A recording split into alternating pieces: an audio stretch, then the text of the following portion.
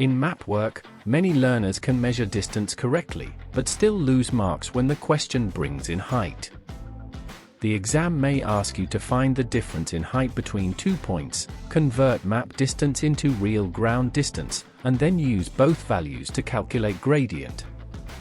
If you confuse vertical interval with horizontal equivalent, or if you divide meters by kilometers, your final answer will be wrong. In this lesson, we solve that problem step by step. You will learn how to calculate vertical interval, how to calculate horizontal equivalent, and how to use both to find gradient. By the end of this lesson, you should know exactly how to move from vertical equivalent to horizontal equivalent to gradient, and how to write your final answer as a correct ratio. These are important geography exam skills, so let us get straight into it.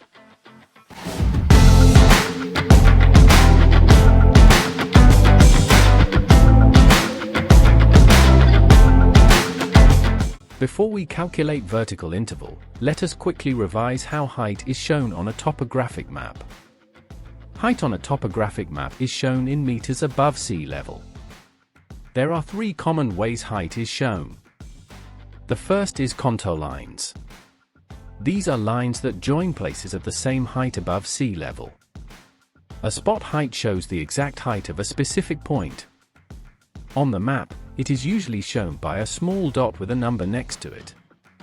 A trigonometrical beacon, also called a trig beacon, is a fixed survey point with an accurately measured height and position. On the map, it is usually shown by a small triangle with a number next to it. Trig beacons are often found on high points, but they are not simply defined as the highest point in an area. I explained these in more detail in another video. The link is in the description.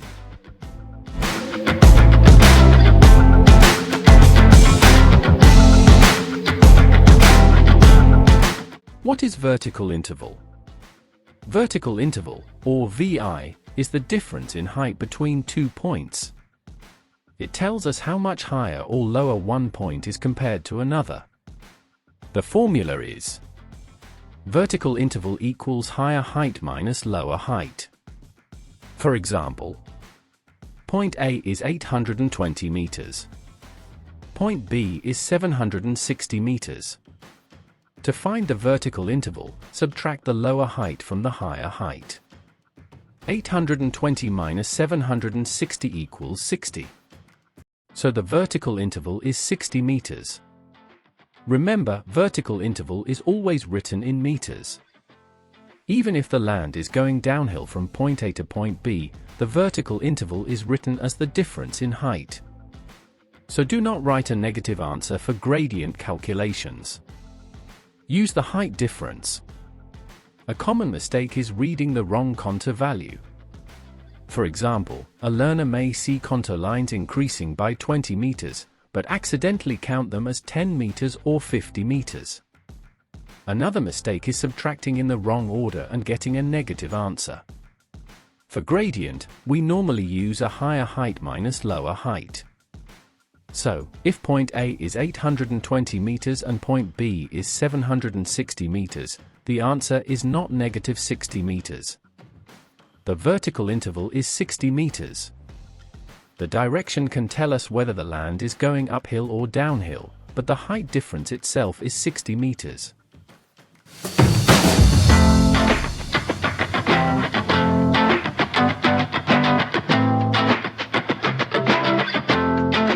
What is horizontal equivalent? Horizontal equivalent, or HE, is the real ground distance between the 2 points. This is where our lesson on distance and scale becomes important. If you missed it, the link is in the description. To calculate HE, you measure the distance between the 2 points on the map using a ruler. Then you convert that map distance into real distance using the correct scale. For a 1:50,000 topographic map, the fast method is to multiply the map distance in centimeters by 500 to get meters. Let us use an example. Suppose the map distance between 2 points is 7.8 centimeters. Because this is a 1:50,000 map, we multiply by 500. 7.8 multiplied by 500 equals 3,900. So the horizontal equivalent is 3,900 meters.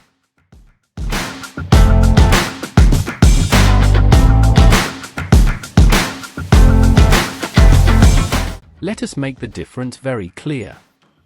Vertical interval is the difference in height between 2 points. Horizontal equivalent is the real distance across the ground between those same 2 points. So if point A is 820 meters and point B is 760 meters, the vertical interval is 60 meters. But if the distance between the 2 points on the map is 7.8 centimeters, then the horizontal equivalent on a 1:50,000 map is 3,900 meters. So we now have two values. Vertical interval is 60 meters. Horizontal equivalent is 3,900 meters. Now we can calculate gradient.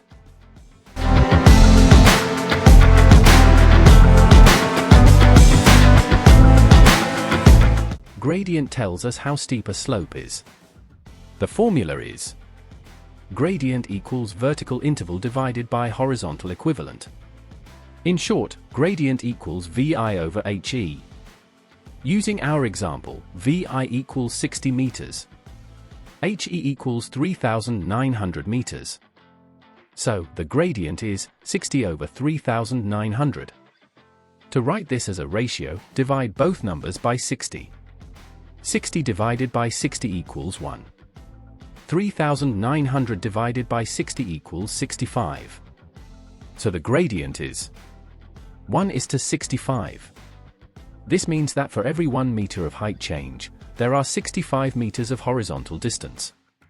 In the exam, learners are expected to show the formula, the vertical interval, the horizontal equivalent, the substitution, and the final ratio.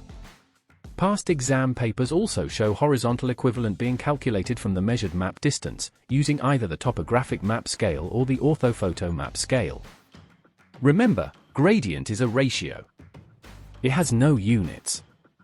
That is why the final answer is written as a ratio, for example, 1:24.3.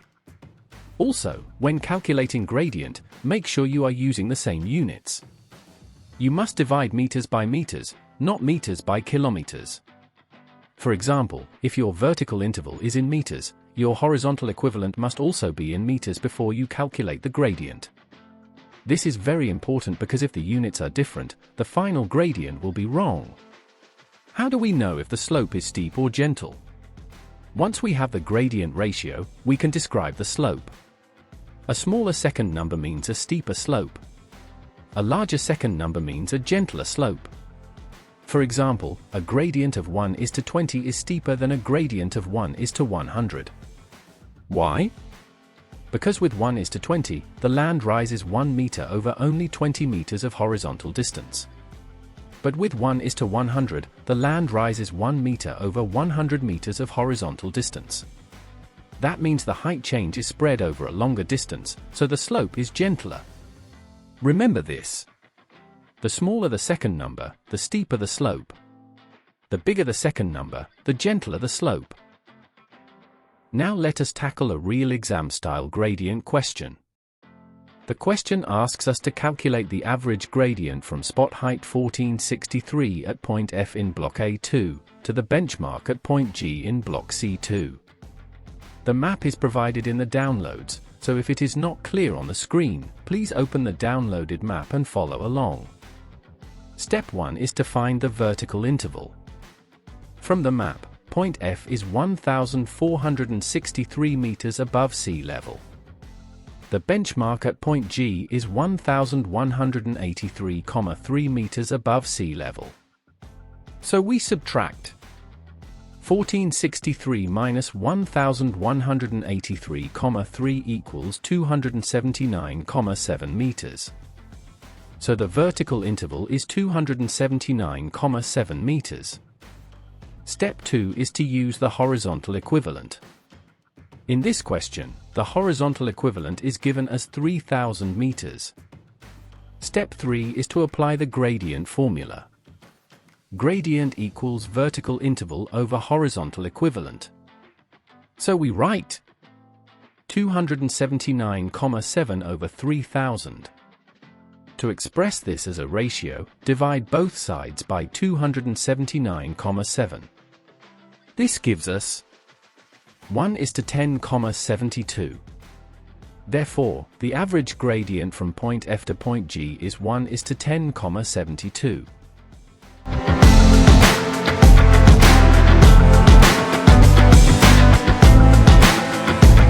Let us now look at the common mistakes learners make.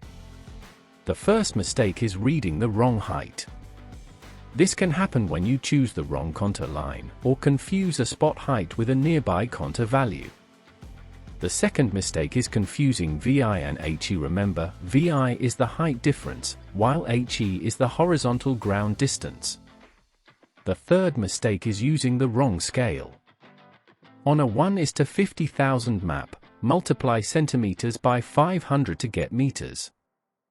On a 1:10,000 orthophoto map, multiply centimeters by 100. The last mistake is writing the final answer with units. Gradient is a ratio, not meters. So write your answer as a ratio, for example, 1:65. The notes for this lesson can be downloaded from the link in the description, including extra resources, so make sure you download them and use them for revision.